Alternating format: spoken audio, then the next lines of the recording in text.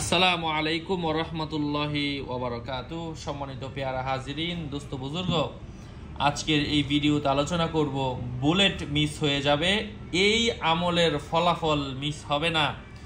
তিনটা এমন শক্তিশালী ইসমে আজম, এমন নাম বলবো, এই নামের অলৌকিক ক্ষমতায় এক রাতের মধ্যে যদি আল্লাহ পাকের বিশেষ রহম হয়, আপনার ভাগ্যের চাক্কা বদলে যাবে, বন্ধ তালা খুলে যাবে, ভাগ্যের চাবিকাঠি খুলে যাবে। এমনই একটা দোয়া আজকে এই ভিডিওতে শেয়ার করব।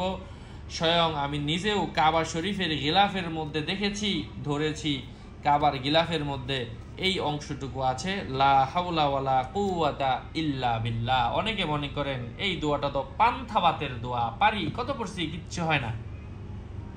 হতাশ হওয়া যাবে না। এই দোয়াটা কোনো ব্যক্তি যদি পড়ে, আল্লাহ সুবহানাহু ওয়া তাআলা তার অসাধ্য কাজগুলাকে সাধন করে দেন। বিশেষ করে তার জিন্দেগির, এই যে দেখেন হাদিসের মধ্যে এসেছে, সমুদ্রের ফেনা তুললেও যদি তার গুনাহ হয়, এই কালিমাগুলার মাধ্যমে মিটিয়ে দেয়া হয়। এটা কেন পড়ার কথা বললাম? একজন মানুষ যখন গুনাহ ছাড়া হয়ে যাবে, সে হয়ে যাবে পুত পবিত্র ফেরেশতা।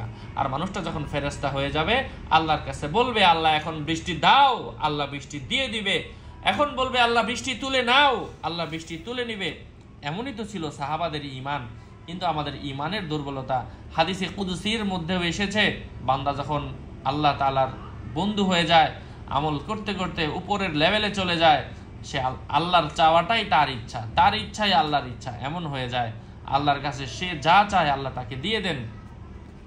এমনই দোয়াগুলোর মধ্যে আল্লাহর প্রিয় হওয়া, আল্লাহর থেকে নেওয়ার মাধ্যম হচ্ছে এটা। বেশি বেশি পরিমাণে পাঠ করবেন এবং তিনটা দোয়া বলবো। এটা হচ্ছে এক নাম্বার, ফার্স্ট অফ অল, লা ইলাহা ইল্লাল্লাহু ওয়াহদাহু লা শারীকা লাহু ওয়ালা হাওলা ওয়ালা কুওয়াতা ইল্লা বিল্লাহ। চমৎকার চমৎকার, আল্লাহু আকবার আল্লাহু আকবার। আল্লাহ ছাড়া কারো কোনো ক্ষমতা নাই। দ্বিতীয়ত এসেছে, আপনারা আয়াতুল কুরসি পাঠ করবেন যারা যারা পারেন। এই দেখেন, প্রত্যেক ফরজ নামাজের পরে যদি আয়াতুল কুরসি পড়ে, এই হাদিসের মধ্যে এসেছে, নাসাই, ইবনে হিব্বান এবং ইবনে সুন্নি এবং তাবারানি শরীফের মধ্যে, আল্লাহ পাক তার জন্য জান্নাতের দরজাগুলা বিনা হিসাবে খুলে দেন। মৃত্যুর সাথে সাথে জান্নাতের পথ তার জন্য সহজ হয়ে যায়। নামাজের পূর্বেও যদি করে পড়ে, যে ব্যক্তি দ্বিতীয় নামাজের পূর্ব পর্যন্ত আল্লাহ তাআলার হেফাজতে থাকে, মানে এক ওয়াক্ত নামাজের পরে পড়লে, এটা 5 ওয়াক্ত ফরজ নামাজের পরে 5 বার পড়তে হয় আয়াতুল কুরসিটা। পড়লে কি হয়, তো ফজরের সময় পড়লে জোহর পর্যন্ত আল্লাহ আপনাকে সরাসরি হেফাজত করবে। জোহরের সময় আবার পড়লে আসর পর্যন্ত স্বয়ং আল্লাহ আপনাকে হেফাজত করবে। আপনি বেইজ্জিত হবেন না। আপনার উদ্দেশ্য, গুরুত্বপূর্ণ আহাম উদ্দেশ্যগুলো আল্লাহ পূরণ করে দিবেন। এই হচ্ছে আয়াতুল কুরসি। আমি একবার করে দিচ্ছি। যত ধরনের কঠিন কঠিন উদ্দেশ্য এই আয়াতুল কুরসির মাধ্যমে আপনি পূরণ করতে পারবেন। এত কিছু রয়েছে এই আয়াতুল কুরসির মধ্যে। আয়াতুল কুরসি হচ্ছে, আল্লাহু লা ইলাহা ইল্লা হুয়াল হাইয়ুল কাইয়্যুম লা তাখুযুহু সিনাতুন ওয়া লা নাওম লাহু মা ফিস সামাওয়াতি ওয়া মা ফিল আরদি মান যাল্লাযী ইয়াশফা'ু ইনদাহু ইল্লা বিইযনিহি ইয়া'লামু মা বাইনা আইদিহিম ওয়া মা খালফাহুম ولا يحيطون بشيء من علمه إلا بما شاء وسع كرسيه السماوات والأرض ولا يؤوده حفظهما وهو العلي العظيم।